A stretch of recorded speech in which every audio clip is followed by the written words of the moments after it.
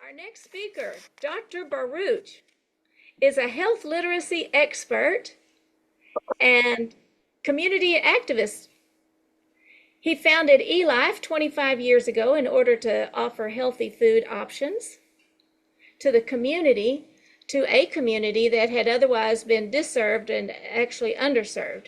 He continues to achieve his personal mission through extending this economic opportunity, which allows his fellow community members to share in the success that the restaurant is thankful to have.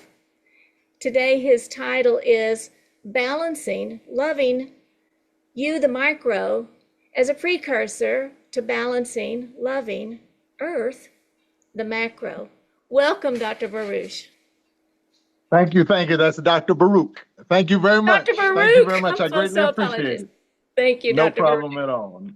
No problem at all. I greatly appreciate it. I'm very thankful for those who have been able to put this together and made this a very important issue, and is bringing this issue to the community so that we can have a better understanding of it. So I'm very thankful. Would you like for me to continue? Yes, please, go right ahead. Okay, great. So what I wanted to talk to you, really the essence of it, it reminds me, for those of you in the DC metropolitan area, you'll know the name Chuck Brown. You know, before you can learn to love anyone else, you have to love yourself.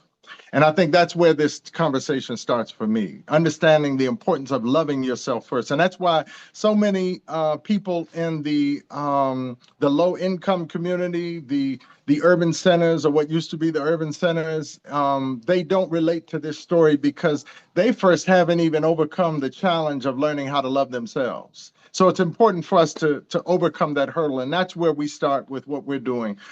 I've been a vegan since 1978. And I remember back in 78, in the 80s, early 80s, the whole strategy was to beat people over the head because veganism was the only way. You beat everybody over the head. Why are you still eating dead animals? You're still eating pork? You're still smoking cigarettes? I can't believe it. You know, you're still doing this. And yes, there were many people that didn't receive that message very well, because that wasn't the way to go about this. The way to go about this was, in fact, quite opposite. In fact, to make them feel better about themselves was the route to take. And I learned this in the 80s, that was the approach that needed to be taken. And that's what we did. And so we were doing that work in the 80s.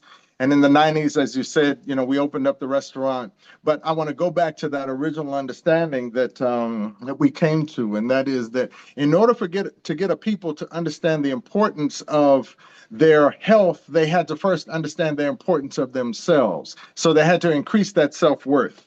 And self-worth is very critical, even in the conversation of climate change, the conversation of the ecosphere and the environment and our planet. All of that is important because, again, you've got to, in order to love the planet, in order for you to even have a relationship with the planet, a relationship with the environment, and all that is what it is today in this world that we live in, first we have to have a relationship with self. Because if we don't have a relationship with self, remember, we're spirits on a human journey, right? If you don't have a relationship with the human that you are carrying around, or he's carrying you around, or however that works, however you see it, if you don't have a good relationship with that entity, then how can you have a relationship with anything outside of that? So we now know that we have to build this relationship, recover, restore, establish this relationship with self first. And one of the first things that we recognize is that many of us have taken to destroying their own health. They destroy their being. They destroy this human vessel. They destroy this unit that they've been given on loan.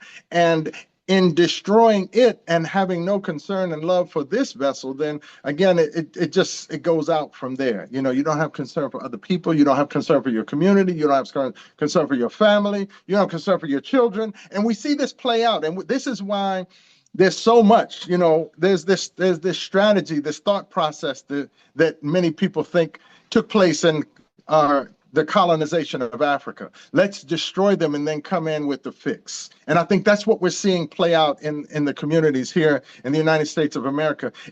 Our communities are being destroyed. Our individuals are being destroyed. Our communities are being destroyed. And then somebody's coming with the fix. However, the fix is not the fix. The fix is just the way that we can continue to glean or recover finances, resources, or continue to drain the resources from these communities. So I want you to think about that in that local community sense before we get out to the global. And we all know that the worst for you food restaurants that are located in America, the worst ones are in those communities of people who have low self-worth, because they're more inclined to engage a place that has triple fried chicken and refried beans and a milkshake to go along with that. That's the community that's more inclined to engage that, because they just want to feel good, man. Life is hard, life is tough. Being who I am, waking up, looking in the mirror and seeing the person that I see and knowing how other people view that person that I see in the mirror, it is hard. So all I want to do is feel good. I want to feel good. I want to feel better about life. It's not necessarily this I want to do what's right for my body. No, I just want to feel good. And that creates a dichotomy that causes us to now pursue after pleasure more so than the pursuit after that which is best, or that which is purposeful, or that which is going to benefit us and our family and our futures going forward the most. So we're in pursuit of pleasure as opposed to in pursuit of purpose. So what you all are talking about here is a purposeful conversation about what we need to do for the benefit of the planet. I have to take a community of people to the point where they first recognize themselves as having value to the planet. We first value to self. So we have to take them from that point of having no value for self, live a life without concern for consequences, and now put them into a space where they understand that there are consequences for every good and bad consequences for every single thing that we do. And I think it's very critical. I think it's a critical conversation that needs to be had. I think there's a huge population of people that would very easily begin to transition off of some of the bad for you foods if they could only get over the hurdle of, am I worth it though? Am I really worth it? If I'm going to spend my money, would I rather spend my money on a designer bag, a designer pair of shoes, the latest cell phone that's come out, or do I want to put the best food I possibly can, the best quality food I possibly can inside of my body? And so now we have to deal with the psychosis. So part of the psychosis that's going on in many of us in the lower income communities is we don't have any control over our quality of life and how long we leave. We leave that in the hands of somebody we've never seen before, right? So we leave that in the hands of somebody, and we therefore absolve ourselves of the responsibility of having anything to do with it. We see other people working hard, elevating themselves, and we're waiting on somebody to just do it for us. And that's a very bad posture. That's a very bad space. And the results end up getting worse and worse and worse and worse because it ain't happened yet, if you all follow me. And so we're having to not only deal with the diet and nutrition, and I've been in the food space now for 30 years, and I've been providing a viable food source to a community disserved and underserved. We have to not only educate our consumer about the benefits of our food, but first off, we have to educate them about why it's important that they should eat food that's more beneficial, and why they have to also be the policeman over what goes into their body, that they can't just because it's being sold in the grocery store, which I got enough gray hair for you all to know that I lived back in the day when the grocery stores were like maybe 5 lanes, and that was it. You went and you got what you needed, and everything else you either got out the backyard or some other way that you were able to come up with this. But it wasn't 50 lanes worth of stuff in the grocery store.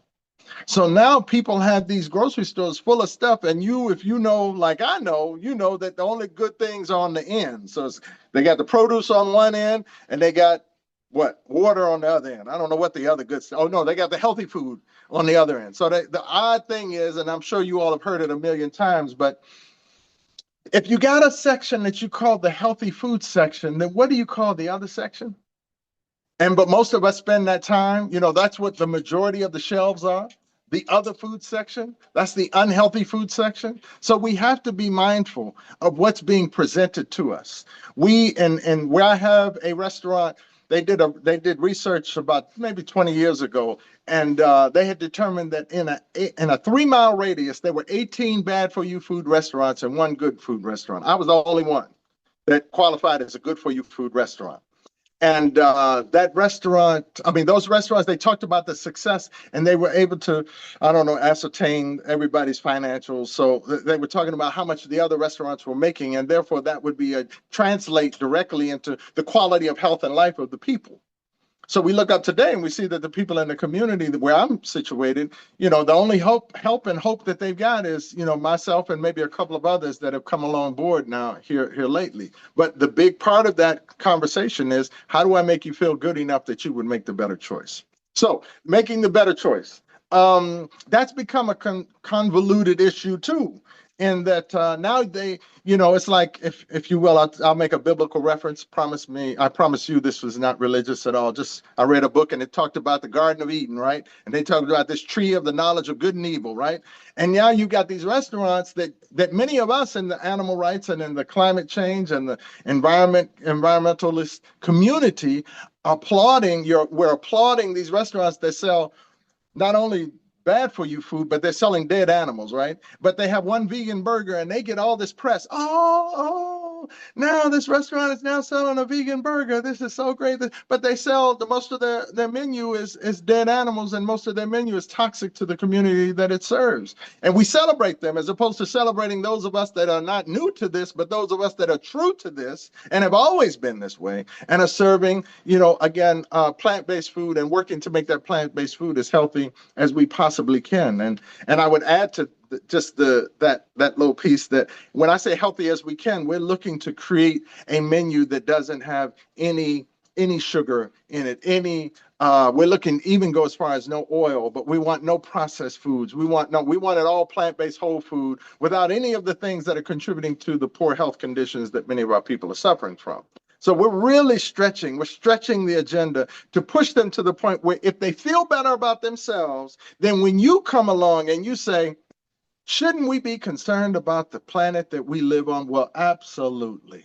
Because I've done all I can for myself. I'm at the pinnacle. I'm eating healthy. I'm exercising. I feel good about myself. I'm doing yoga in the morning and stretching, and I'm working out, and I'm being mindful of what's going on inside of me and outside of me. All of that is taking place. Now, where do I go? Now I go to my family.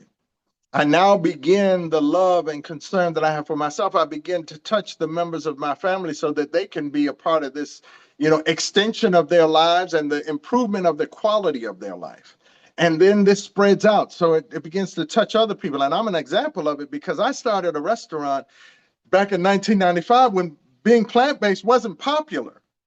It wasn't popular at all. As a matter of fact, most people thought, well, why wouldn't you just sell, why wouldn't you add at least some fried chicken to your menu? Because you know that everybody would come in if you had fried chicken. And I said, no, that's not what I'm here for. That's not what I'm here for. Now, I understand I probably would. I would be very successful financially, but I would fail with regard to my agenda. And so in 1995, as I saw this thing created in our community. I saw ramps being built on houses. I saw ambulances coming through the neighborhood, and I was like, well, nobody's getting shot. There's no police officer that came through here. So this is sickness. This is somebody having an issue, a health issue. And we saw the rise of diabetes and high blood pressure and heart disease. And we saw conditions where I lived during, and I'm still alive, of course, and during a lifetime where diabetes and high blood pressure and heart disease wasn't that popular. People taking pharmaceutical drugs was not that big of a deal. But I want you all to be mindful, when I talked earlier about what happened to Africa, the chemical companies took over the food industry. Monsanto, Arthur Daniels Midland, Syngenta, Bayer, DuPont, Dow, they took over the food industry. And now we see the decline of the food, but they also took over the pharmaceutical drug industry. And now everybody is being, gravy trained down this pathway to now being drug dependent. Now it's rare that you run into somebody that isn't on drugs, which is odd. And, you find this external dependence creates a different psychology inside of our minds. It makes us believe that we have to be dependent upon somebody else for our health. It makes people more inclined to believe whatever's being imposed upon them by whatever we believe to be the authority. And in this case, the white coat stethoscope wearing medical doctors are the authorities. And in our minds, we translate them as they are the authority over my health. I have no responsibility for my health. As a matter of fact, the medical doctors have convinced us that we're just innocent victims of whatever our parents had. And so now we're going through this life taking no responsibility and not doing the things that we should do as an individual for the self-care and well-being of our body. We're not doing what we should be doing, and it results in us not having the love that we should for ourselves. So I believe, and my contention is that we need to love ourselves more, and we need to love ourselves outside the bounds of even self. We need to love ourselves as a body. We're human beings, and we need to, it's rare that you find other creatures on the planet going up against one another as much as we are. We've been put in this bear cage, in this trap, and we're all going up against one another. And I don't think that's natural. But I think it becomes more natural, especially when we consume an aggressive diet, when there's lack and limitation. And there's not lack and limitation overall, there's just lack and limitation in certain areas. And you find people that are struggling to see the vision for, what we need to be doing for the planet. So I believe that we need to have a conversation amongst ourselves, amongst these different organizations that are looking to cultivate an increase in your population, an increase in your membership, an increase in the consciousness of the community. We have to come across and show love, just like we did with the plant-based diet. We cannot go about this.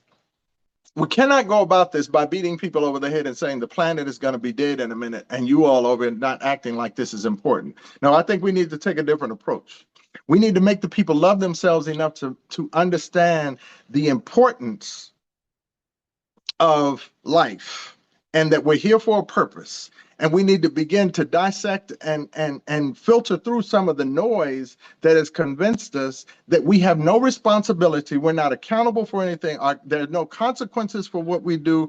It just all is already preset and pre-programmed, and we're just following a script. This is not the Truman Show. We actually do have control, and we can make a difference. And we can start with ourselves, where we have control of what's going on inside of us with what we eat. And we know, with regard to what we eat, we know that what we eat affects how we think. What you consume affects how you think as an individual and how you perceive things, And also, let me go back a step further. How you think changes how you absorb and assimilate what you consume. And I think that's a very important part of this conversation too. So you're not only needing to elevate a person's self-worth along with elevating a person's diet before you get them to understand the importance of elevating their responsibility and commitment to the planet is where I want to take this conversation to. And I would suspect that there are not a lot of people that are necessarily spending as much time on maybe cultivating that side of this conversation and working in that space as maybe they should, because otherwise I believe, and I know I've seen it with the many things that happen in the protests and the people that come on board and get angry and march and do whatever. I believe that if we gave them the right conversation, if we gave them the right information and we gave them the right self-worth, then we would get the right results out of them. And it's a long shot, but it seems like everything we're doing in this space is a long shot. But it's a long shot, but it's one where you get a body of people, and you all know how to do it. You get a top level entertainer to say, I'm concerned about the planet.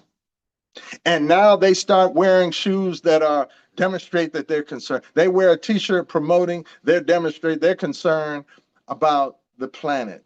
And other people will get on board because everybody wants to be like that person.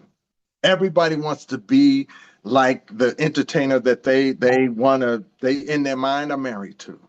So I think it's important that we take this strategic approach in communicating to our community. We take a very strategic approach and working to get them to see the value of self first, After making them understand the value of self, making them understand the value of consumption. And consumption goes beyond the bounds of consuming just food or what we eat, what we put in our mouth, but consuming the music that we consume, consuming the other levels of entertainment that I think we all need to have a better relationship with time. I don't think we understand the importance of time. And I think that is a part of that self-worth conversation, that we're all here for a period of time to make certain things happen during that period of time. But we don't have the best relationship with time, which is why we see so many people are wasting their time on the internet, on social media,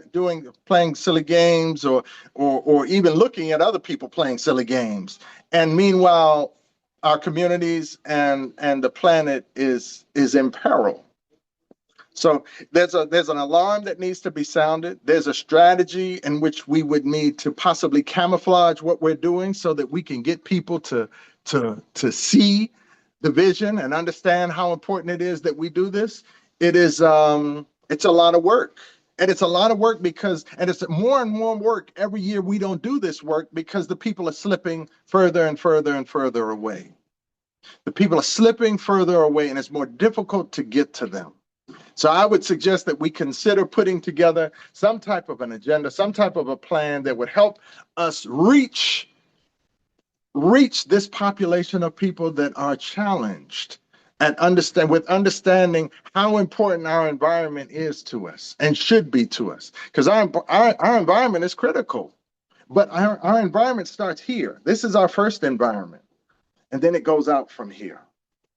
So I don't want to, belabor the point. I think I've kind of made my point clear. I'll go back over it just one more time. First, we got to love ourselves. They have that expression, when you know better, you do better. I disagree. When you know better and you feel good enough about yourself, then you do better. We have to make people feel good enough about themselves to do better. We've got a population of people here in the United States of America that don't feel good about themselves. They don't love themselves. And you're telling them they need to be concerned and love the planet. How does that work? We have to first make them love themselves. We have to show them love and make them feel valued. We have to make them feel valued and then begin to show them how they support valuing themselves, empowering themselves, uplifting themselves, giving themselves a fair chance out here. It's tough. Take it from me. I'm a Black man that grew up in Southeast Washington, D.C., in the United States of America. Southeast Washington, D.C. is not the Southeast Washington. The one I grew up in is not the one that you all see today. It was a very tough existence. And for many of us, they're going through that tough existence and they don't get out. I came through crack cocaine. I came through Get Tough on Crime and Three Strikes You're Out and all the different presidential down and local political down campaigns to find a way to lock more Black men up. I came through that. And I could say the number one thing that made a difference for me is how I felt about myself and how I felt about my commitment to my vision and the time that I have here on the planet. That's a critical thing that I think we need to we need to focus on. And I think you get a groundswell of people who are very easily swayed. We'll go from one entertainer to the next entertainer, one sports team to the next team. Just imagine if you could get that groundswell of people wearing jackets, sweaters, hats, bumper stickers on cars, playing or listening to music, listening to the energy that comes forth that's guiding them down the road of feeling better about self. Rap music didn't start as a destructive vehicle. Rap music was a unifying vehicle. Somebody else took control of it and hijacked it and turned it into a destructive vehicle. It was what we were using to bring ourselves together and to give us hope and make us feel good. And we are excited. We like to dance. We like to celebrate. Somebody infected this music, this institution, and look at what it's gangster rap now. Now it's bees and hoes and getting locked up and putting 5, slugs in you and all kinds of crazy stuff that's going. That isn't where it started. Y'all remember hip hop, a hibbity, hip hip hopper? I can't sing, but that's where it started, and it made us feel good. It was just telling our story. We were enjoying it, and then somebody took it over and destroyed it. And you can look at other things about our culture that were taken away from us, given back to us, and it destroyed it. It was infected with a virus. So as we're looking at this whole scenario, we can't just put it on the very people at the bottom who are struggling, trying to figure out how to manage through life, to get them to see why they should be concerned about the environment. We also have to look at those who have a hand in continuing the destruction of these people and maintaining this lower thought process, this lower value for self. Because there are institutions that are in place that are in place for the purpose of causing a people to feel less than. And that's not good, especially when you are needing more people to understand the value of, if we don't do this, then we're all going to go. What better thing to do than to get the people who are at the bottom that we feel most intimidated by because they don't love themselves, so they might not love me, they might harm me. What better thing to do than to very quickly and easily cause these people to change their level of self-worth, change and be inspired to eat a healthier way, so that they not only will go through the psychological, but go through the biological transition from being, less than, to now being able to look at themselves in the mirror and see themselves as having great worth, making positive choices. Like I said, not only with the food, but with the music, with the friends, with the what we do with our time. All of those things need to be adjusted. And I think it needs to be a part of the educational institutions that are out here. But there's somebody who benefits from it not happening. There's somebody who benefits from the status quo, just keeping everything like it is. And if we have to make a part of our mission in waking up the planet and waking up everybody, that we also put energy into waking those folks up. Because if this population of people do not feel love, if we feel at any point like, oh no, y'all ain't got no love for us, don't nobody care about us, right? Or we'll disengage. Because we know what that is. We know what that world is like. So I think that's kind of where the conversation needs to go. Let's make them feel better about themselves. Let's give them the information that they need so they can make better choices on behalf of themselves. So now feeling better now is going to give them the impetus. Now the information is going to give them the direction and the information that they need. They got the GPS model. They got the battery inside the GPS now charged up. Now they know what they need to do. They know where they need to go. It starts with self-worth. It starts with changing what you do for yourself, how you treat yourself, how you love yourself, what you do for yourself and your family, your community, your neighborhood, your people. You change all of those things, you elevate that up. Every time you increment that up, you change people's outcome, you change people's what their expectations are in life, and you get them to a level where they can see above the noise, above the pain of being who they are. You get them to the point where they can see above that, where now they can see that, well, the planetary conversation, the climate change conversation is now relevant to me. Prior to that, it's not relevant to them. It's never gonna be relevant to them.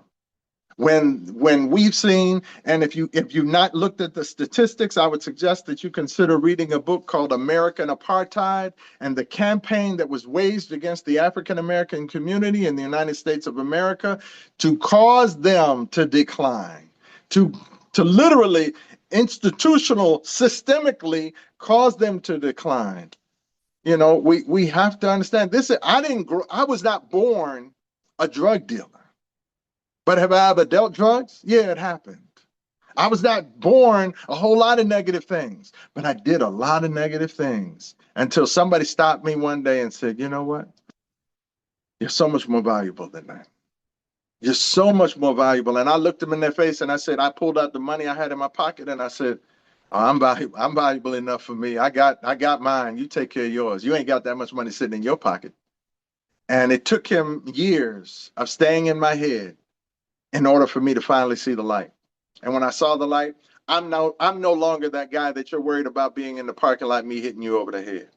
I'm no longer the guy that you have to worry about selling drugs in your community. I'm no longer the guy that is looking to bring harm to anybody. I've completely been changed because I changed my look, how I looked upon myself, how I viewed myself. I changed.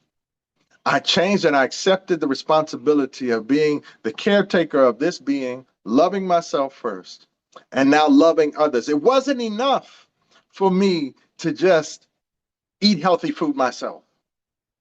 It wasn't enough. I said, no, this is no good. If I would have just, make sure that my family eats healthy, and I'm watching all the families around me in my community, I'm watching them die, and I'm watching them all in wheelchairs and getting ramps built on homes and ambulance visits regularly. It wasn't enough. I then had to love the people around me. And then somewhere along the way, we had the organizations that were bringing it to our attention that we had to love these creatures on the planet along with us. Because they don't deserve to go through what they're going through just so we can eat a meal, when I know we can eat a meal without having to kill them. But that didn't make sense to me until I first went through these other steps.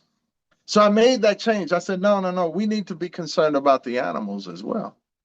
That's an important part, but it fits in this whole grand scheme of things. So first me, then my family, my neighborhood, my community, my people, the animals, and now the planet. I got to love myself first before I can love anybody else. I've got to love myself first before I can love this planet.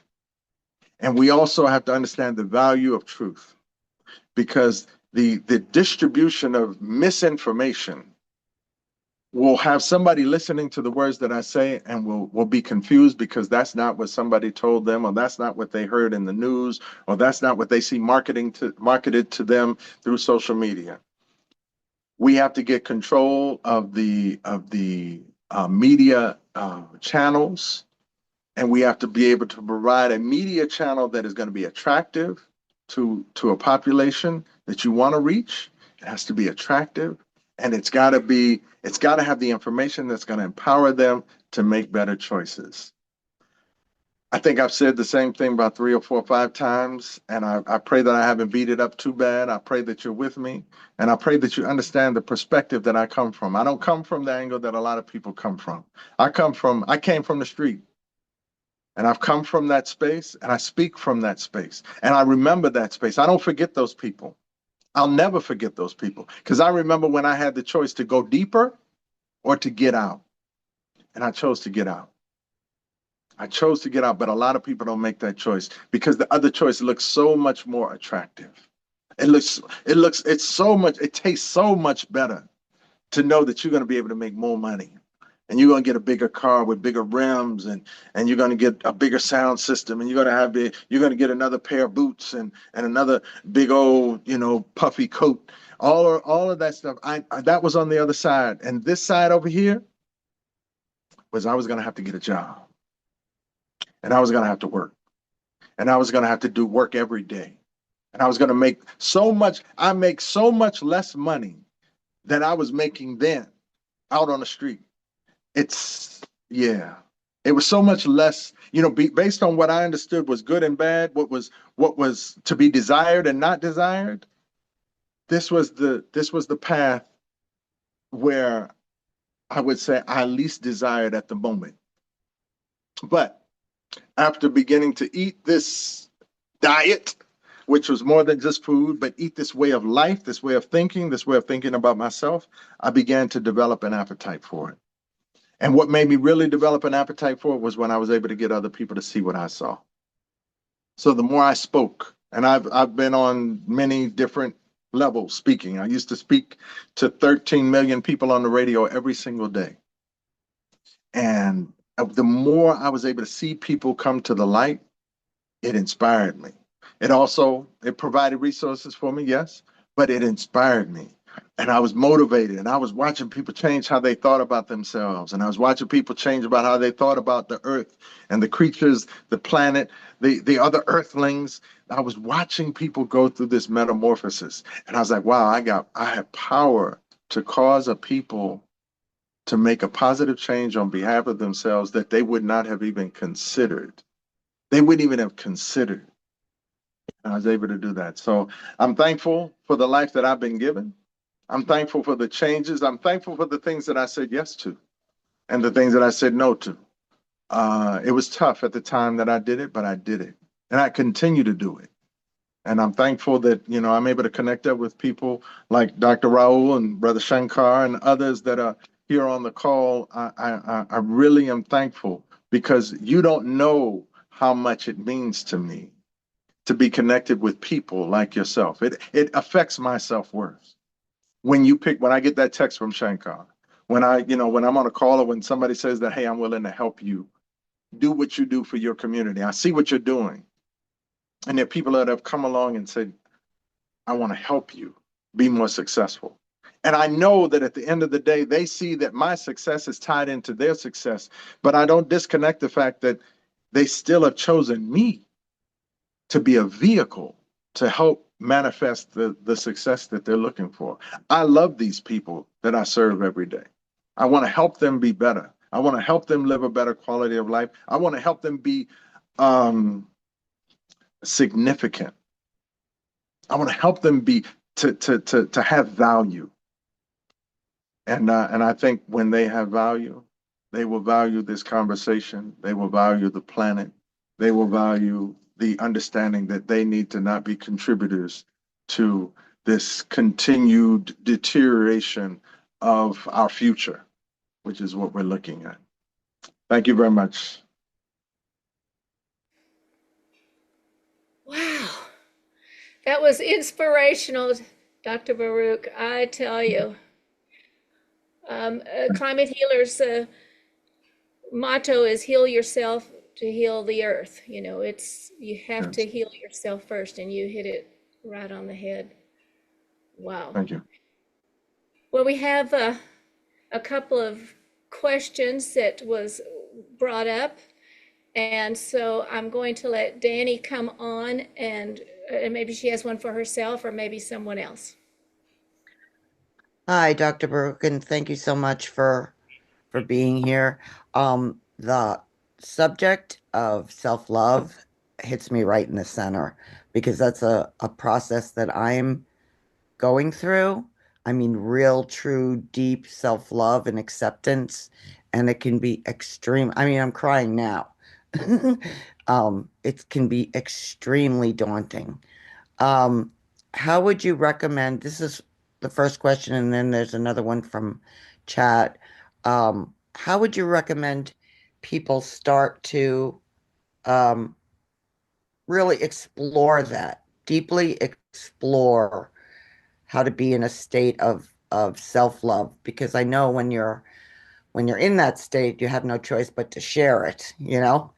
And so I'd like to know what you recommend people do as part of a process there. That's one. And quickly, the second one is, um, can we put your perspectives and articles, or is there a website that we can um, follow you know, to read your posts and recommendations and talks, etc. Sure. Thank you very much. Sure. Thank you. Thank you.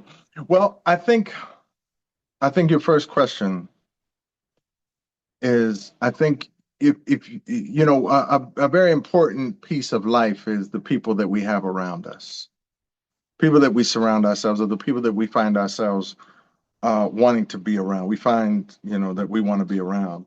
And I think if you cannot change your friends to be on the frequency and desiring the things that are better and encouraging you to be better and encouraging you to be more responsible and loving yourself more and being more accountable. If you can't change your friends to be on that same frequency with you or to be at a level that makes you even pursue after where they are, then we need to change our friends. And we need to find a population of people that are where we want to be and are supporting the vision that we have for ourselves. Because when I became plant-based, oh, I don't know that anybody went through the crucifixion that I went through. I became plant-based when I was a teenager. And you're talking about going through elementary and junior high school with people laughing at you every single day, and how tough it was to stay the course as a teenager. It's tough, but I think if we provide people with that support network of making them feel better about themselves, making them, just like we might make comment about somebody who has achieved some level of success in these here United States of America, who might, how we define success, that we might applaud them and give them accolades because they ran the football further than anybody else for the whole year, or they put the ball in the hole more than anybody else. All of these things where we have to now start giving people I guess a pathway or a way to achieve levels of success in this, and likewise get the accolades and the support from the community. Because it's My tough. question, the question is relating to how does somebody start on the path of self-love? Not taking it from the outside, but trying to find it within. Oh, well, Thank you. you start by looking in the mirror and saying over and over again that I'm worth it. That I'm not, I have a purpose, and there's a reason for me being here. I have purpose, and it's worth it for me to put what's best inside of my body. And so you start with self. You start with, again, but I think it has to do with the people. If you're around people that make you feel bad about yourself over and over and on going, then it's tough to do. But I think you have to first look in the mirror and say, no, I deserve better. And you have to be around people that support you. But first, you have to say, I deserve better. And the good thing about this is, as you do the work, you feel better. As you do better, as you eat better, you feel better. As you show your concern for other people and you watch them feel better and do better, you feel better. I feel better when somebody comes to me and says, "Hey, doc, I don't have diabetes anymore. I've lost 50 pounds in the last 6 months." You start feeling better because you're doing this. So I think the first thing is looking in the mirror and recognizing that you're a king or a queen, and being around people that support that notion. And then the rest of the work is just gonna kind of fall in place. But first, you have to look in the mirror and recognize your value. You are a queen, and you're valuable, and we need you here. And we need you to do the work that you're supposed to do.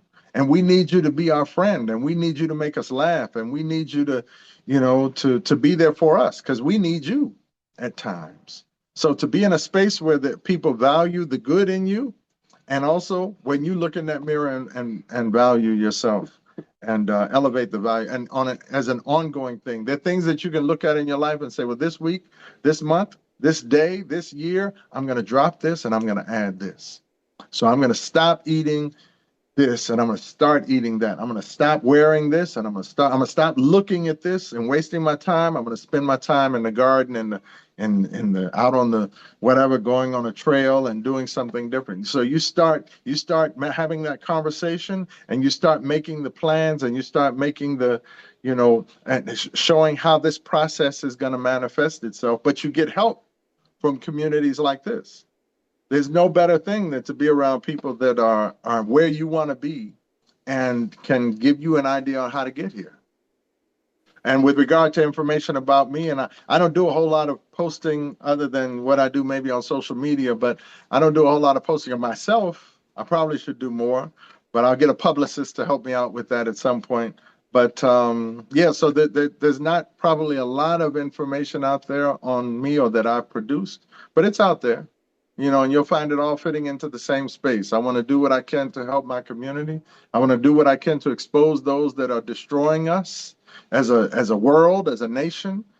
And I want us to, I want everybody to have a better quality of life. I shouldn't have to live life with the concerns that I have. And that's the information that I post.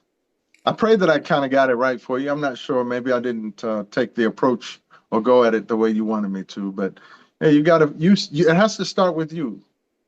Feel better about yourself and make the decisions, make different decisions on behalf of yourself, starting right now. Thank you, Dr. Baruch. That was beautifully said, and we know a lot of climate healers that that love our other climate healers and everybody. So we have a question for you from Renee King Sonnen, and then we'll go to you, Nancy, and that is, can you please tell us what motivated you to go plant-based? You said you were as a teenager, just a bit. Thank you. Okay. So it all started back in 1972. That was before I was a teenager. She was the most beautiful woman I had ever seen in my entire life. I, in my mind, saw her as a lot more than my second grade teacher. And one day she saw me eating a pork chop sandwich. And she told me that she actually didn't tell me anything at first. She wrinkled up her face and she's like, oh. And the minute she wrinkled up her face, I began to fold my aluminum foil with the wax paper under it. You all know how that is, right? I began to fold that paper up over my sandwich and put that sandwich back in the bag. Because the last thing I wanted to do was disrupt and damage the relationship I had with what, in my mind, was my wife. I used to erase her board and help her check tests. And I was the one that brought her an apple to school every day and would carry her bags back and forth from the car. I loved Miss Williams. And when Miss Williams told me that pork, she told me, she said, pork isn't good for you. It can, it can make you sick. And that was, like I said, she didn't really need to say that, but that's what she said. And that started me on this pathway to then, after I was at 7, and then by the time I got to 11, I was ready to disengage completely. And by disengaging, I realized that the conversation about why I don't eat pork is the same conversation for why I don't eat beef and chicken and fish and all these other things that we're eating that are not beneficial to us. So that's what started me on it. And I've never seen Miss Williams after the second grade. Never. I've talked about her for years and years and years. I've never seen her again. But that one conversation, that one day, that one conversation has now turned into, at one time I had 3 restaurants. I served millions of people. I've served millions of people over the course of my years of being in a restaurant, just behind, I believe, that one conversation. So, and it had everything to do with the fact that she made me feel good about myself. And she made me love her and appreciate her in my life. And when she inspired me to make that change, it was a no-brainer. I said, nope, I'm done. Wow. Beautiful story. Wow. Okay, so now we're going to have Nancy. Nancy can come on and ask a question. And then I have a couple of questions from a chat also. So go ahead, Nancy. Welcome. Thank you. And thank you, Dr. Baruch. I love that message. I resonate with it. I went through my preteen life feeling like a nobody and a nothing. And finally, I decided, why don't I just take my life?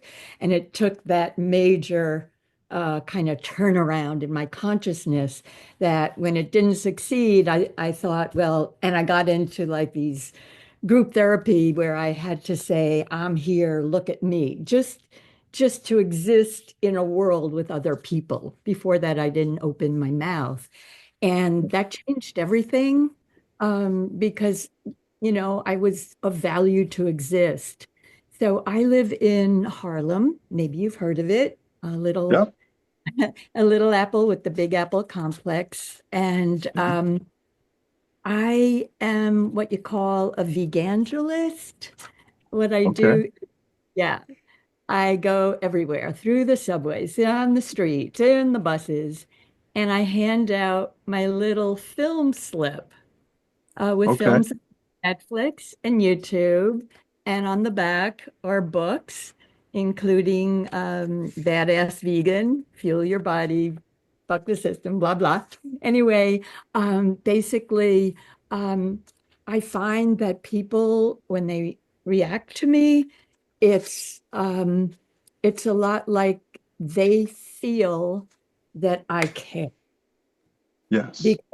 because I'm screaming, eat plant food. Meat, dairy, and eggs are not food. They're violence. And they make us fat and sick and cruel, and basically the message is you count enough for me to try to give you this slip, especially in the summer, spring, and fall, not in this cold, cold weather, but you care about me enough to stop in the street, try to give it. And I feel there's just so much love. I got a lot of good feedback. When I Good. Do get you have a good, question for Dr. Baruch? Do you have a yeah, question for Dr. I was Baruch? just, I was just curious what you thought of that approach. Oh, I think that approach can work. I think again, it goes back to what people that are downtrodden. If that happens to be the people that you're giving this to, you wanna make them feel better about themselves. That's so addictive to make a people feel better about themselves. They'll want to be around you. They'll like that. And but I think along with what you're handing out, I think it's a good thing to get people to relate to what animals go through in order that they would eat. They're not going to pick that one up as quickly as they will pick it up. How does it affect me? Why is it that I have high blood pressure, heart disease, diabetes? I got arthritis. I got everything. Yeah. I think that you might want to make it more relevant to them as opposed to how it impacts the animals. Yeah, a thank lot you. of these films are about that. So yeah, Yeah. it all relates. Yeah. Yep. Thank you, Nancy. Thank you, Thank you. Dr. Baruch. All right, we have another question from Millie. Millie, would you come on and we'll let you ask your question. Thank you so much. Also, just firstly, thank you so much for your words of wisdom. I have really appreciated your talk most of all. It really has resonated. So I've been vegan for over 16 years, and over the last couple of years have been more involved within mental health organizations like NAMI, National Alliance on Mental Illness, and the American Foundation for Suicide Prevention. And I really believe in coming from a very compassionate, understanding approach within everything, because the way you talk to a child is the way I feel like everyone should be spoken to, because we all have an inner child. But I wanted to hear, what advice would you have for vegan activists who come from a more kind of compassionate approach, but find themselves in spaces where other vegan activists might be a lot more aggressive and calling, passerbys murderers, or just not, it's just, I've found myself in some spaces where I don't fully agree with how they're handling the messaging, and I just feel like it's very off-putting. So what advice would you have? Thank you. Yeah, I find it that way as well. And I remember when I was that person. But I think you stay in your lane and you do what you are doing, and you're going to find that people will gravitate towards you. They will want to hear what you have to say, and what you have to say will impact them in a greater way as compared to maybe somebody who makes them, feel bad or dirty, or maybe feel like a bad person. That I don't think that that's the strategy to go with. We live in a world where bad people get rewarded. We live in a world where bad people get, they're the hero sometimes. And I think it's not the way to get it done. I think the way to get it done is to make people feel like you care about them. And when you make people feel like you care about them, they might not listen to you at that moment, but when they see you at the, like the young lady who hands out the flyers on the subway, then when they see you the next time, they're going to want to talk to you, because they're going to say, nobody cares enough about me to want to give me something that's going to help me. Who are you, and what are you all about? What are you doing? And, maybe you give me 10 of them, I'll take them back to my, apartment building, and I'll hand them out to some people that I think could relate to this. So I think you're taking the right approach. And those people that feel like you need to beat them over the head many times are people who are again, deal with this in a condescending manner. Like, you idiot, you can't see that this is what you're doing. You can't see that this is what you're doing. No, that's not everybody's going to respond to that like they should, or like the person who is maybe delivering that message wants them to. I don't agree with it. I don't do that anymore. I would rather increase your knowledge, increase your self-worth, and then the light bulb goes off, and now, you're set. Thank you. Great. Thank you. Wonderful. Well, our next speaker is here. We have a question, at least maybe they could keep this one, because they want to know where your restaurants are. And if Oh, you sure. had a book, did you have a book? I don't remember if you mentioned a book, but you have restaurants, and maybe you could tell us where they are. Okay, so I only have one now. COVID has helped me downsize and consolidate a bit, and that's it's in Capitol Heights, Maryland, and that's called eLife. You see it on my shirt, the eLife restaurant. eLife at 9033 Central Avenue, Capitol Heights, Maryland.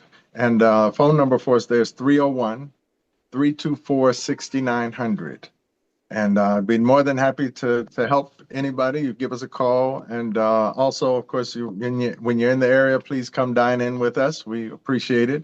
And I think that was yep, eLife Restaurant, yep. And again, I thank you very much. It's been a pleasure. It's been an honor. And I look forward to continuing to interact with you and building with you, because nobody else is going to do this but us. We have to work together. Thank you, family. Love you. Thank you. We love you too.